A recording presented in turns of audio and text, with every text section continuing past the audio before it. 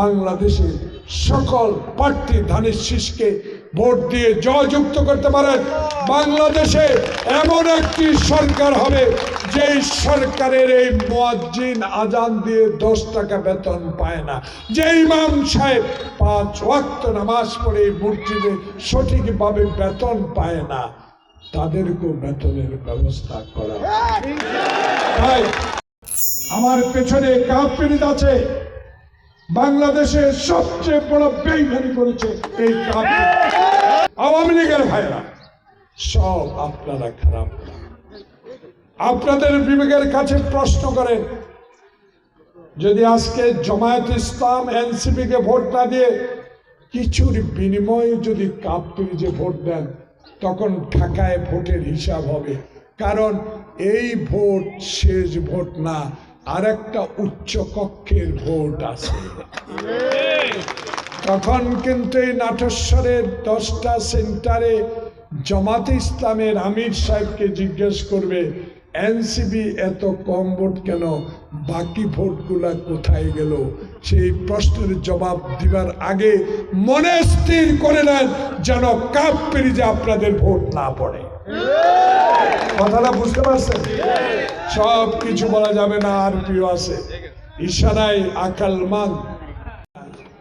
আরে লাল সবুজের গাড়ি বানাইছে তারেক রহমান, আপনারা সমান করে বানায় রয়েছে, লাভ হবে না।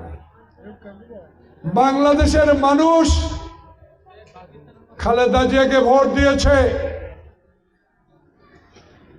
সেই 2001 সালে আপনারও 2জন মন্ত্রী ছিলেন। এখন আমাদের বলে দুর্নীতিবাজ, আমাদেরকে বলে আরেকটা শোষণমূলক সরকার হবে, ইঙ্গিত করে বলেন। মনে রাখবেন, তারেক রহমান শহীদ জিয়ার জ্যেষ্ঠ সন্তান। দুর্নীতি আর প্রশ্রয় অতীতে দেয় নাই, এখনো কোনোদিন দিবেন না। তাই আপনারা আল্লাহ দরবারে তারেক রহমানের জন্য দোয়া করবেন। বাংলাদেশের আকাশে একটা নতুন গণতন্ত্র প্রতিষ্ঠার স্বপ্ন নিয়ে তারেক রহমান বাংলাদেশে সরকার গঠন করবেন। যদি আপনারা আমাকে বাংলাদেশের সকল প্রার্থী ধানের শীষকে ভোট দিয়ে জয়যুক্ত করতে পারেন, বাংলাদেশে এমন একটি সরকার হবে যেই সরকারের এই মুয়াজ্জিন আজান দিয়ে 10 টাকা বেতন পায় না, যে ইমাম সাহেব 5 ওয়াক্ত নামাজ পড়ে মসজিদে সঠিকভাবে বেতন পায় না, তাদেরকেও বেতনের ব্যবস্থা করা। তাই